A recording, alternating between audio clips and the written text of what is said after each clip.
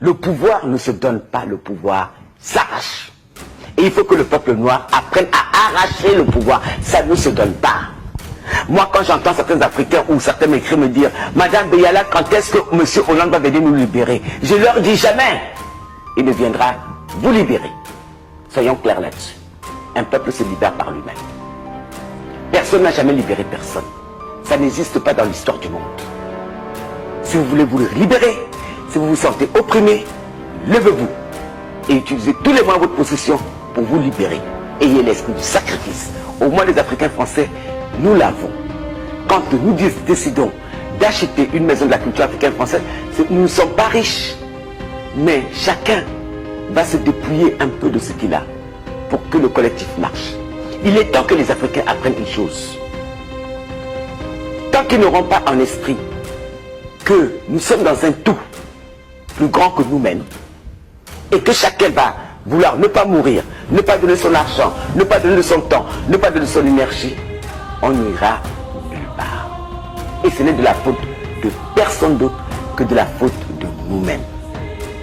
Et cette autocritique, il est temps que les Africains français se le fassent.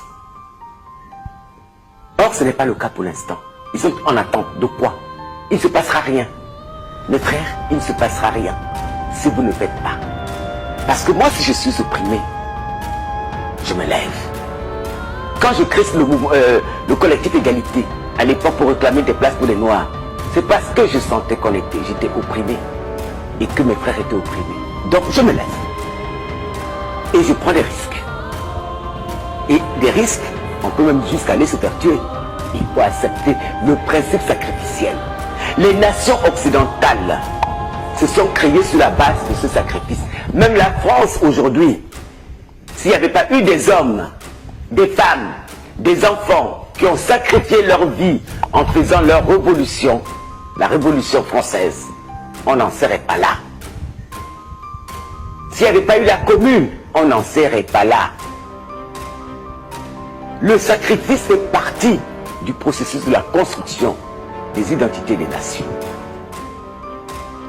Nous, on ne veut pas le faire. On demande aux autres de le faire. Pendant des années, j'ai vu, on n'avait pas de maison de la culture. Les Africains français ont passé leur temps à aller demander qu'on le leur construise. Mais personne ne va te construire ta maison. Tu dois te la construire ta maison. Ils réclament qu'on aille libérer l'Afrique, mais personne n'ira libérer l'Afrique. Les Africains libéreront l'Afrique eux-mêmes s'ils le veulent. Pas en parlant, mais en agissant. Parce que ça fait des décennies qu'on les entend parler.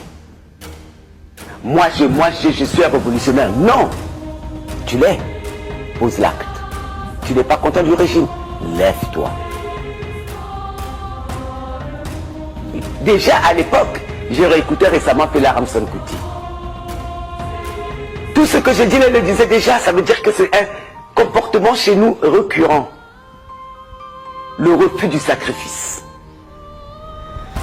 Donc on ne bâtira jamais de nation tant qu'on ne l'aura pas. Tout le monde veut arriver à Dieu, mais personne ne veut mourir. Tout le monde va arriver à Dieu, personne ne veut mourir. Et c'est très spécifique à notre culture.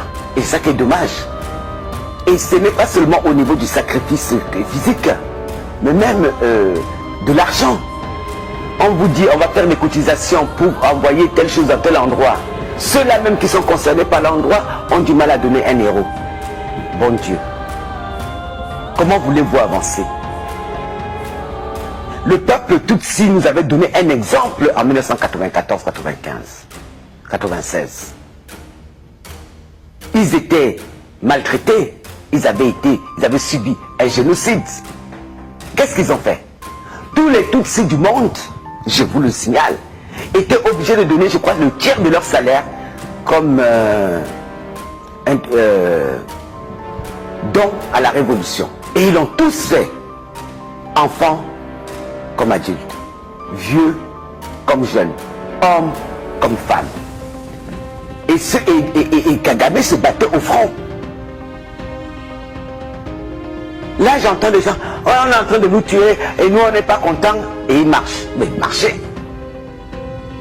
Mais marcher, c'est thérapeutique, certes. Mais ce n'est pas comme ça que l'histoire des peuples change. l'histoire du peuple change par le sens du sacrifice. Là, quand Hollande est passé l'autre jour à la télé, il appelait tous les Français au sacrifice économique pour redresser la France. Moi, je ne suis pas très heureuse de donner mon argent, mais je vais donner. Parce qu'à des moments précis de l'histoire, tout le monde doit faire le geste nécessaire. S'il faut donner un enfant, on donne l'enfant.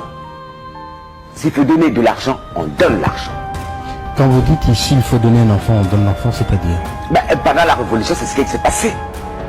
Il y a des gamins qui sont allés pour qu'on ait la République d'aujourd'hui. Qui sont allés mourir pour ça. On meurt pour ses idées, il faut avoir le sens du sacrifice. Le pouvoir ne se donne pas, le pouvoir